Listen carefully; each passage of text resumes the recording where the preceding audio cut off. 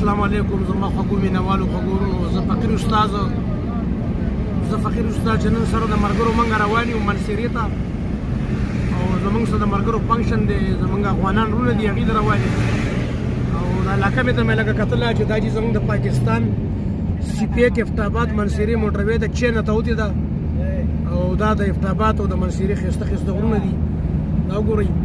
د دې نه خوندونه مزې واخلئ زه منمه چې بار ملکونه دي که یورپ دی خو عرب ملکونه دي خو پاکستان دی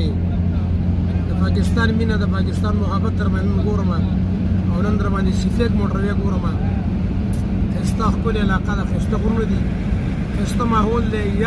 یخې هواګانې دي او چې دا دې ټایم کې دا د افټاباد ایریا ده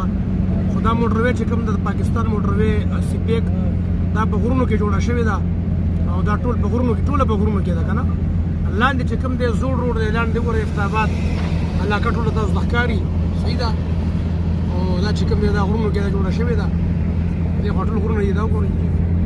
د دې نه مزې واخلئ خوندونه ترې واخلئ وګورئ چې پاکستان څومره ښایسته دی ډېر مسافرونه زمونږ ډېر پښتانه زمونږ چې کوم دی په دې روډ باندې نه دي تللي ځکه چې دا روډ نوی دی که نه او چې دا د افټاباد علاقه ده دا ګورئ د غرونو لمنو کې دا کورونه دي د دې نه خوندونه مزې واخلئ صحیح ده او بیا ورسره چې کوم دی د سپیک د موټروې نه مزې واخلئ چې په غرونو کې کوم روډ دی او کوم ښایستونه خدای پاک ورکړی دی زه به دا ووایم چې یاره افټاباد او منصیره زمونږ په KPK کې ډېره ښکلې علاقه ده ښایسته سرسبز علاقه ده بلکې خلک یې مینه ناک دي د افټاباد د منصیرې مینه محبت پکې ډېر دی او دا ټول غرونه دي دا وګورئ داسې وګورئ چې یو نظر واچوئ سرسبز علاقه د ټول بوټي نختر دي ټیک ده ملګرو او لږ شانتې دې غرونو ته دې سیټ ته وګورئ او دا چې د موټروې لوکیشن دی تاسو ته ښیم دا د موټروې یو سایډ دی بل بیا بل سایډ دی ټیک ده او موږ په خپله چې کوم دی زموږ ټیم زموږ ملګري وګورئ موږ ناست یو پروګرام نه رواني لکه دعا سلام ورکوئ مسافر وروڼو له دا زموږ مسعود استاد دی زموږ سنګر هم دی دا حیدر ماشوم دی زه فقیر استاد لکه دعا سلام ورکوئ مسافرو دی ټول دعا سلام ورکوئ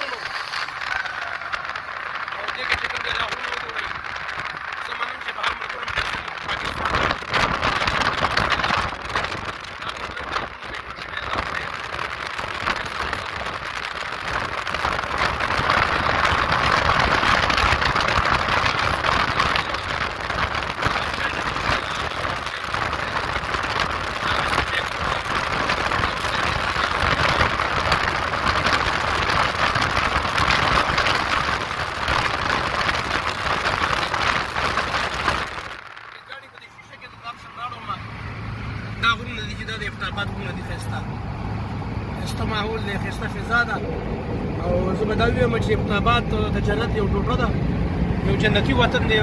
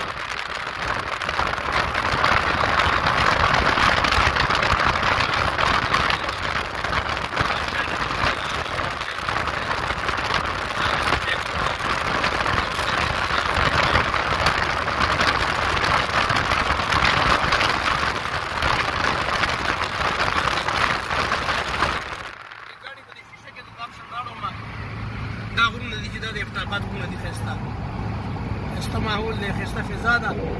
او زه به دا ووایم چې ابتاباد د جنت یو ټوټه ده یو جنتي وطن دی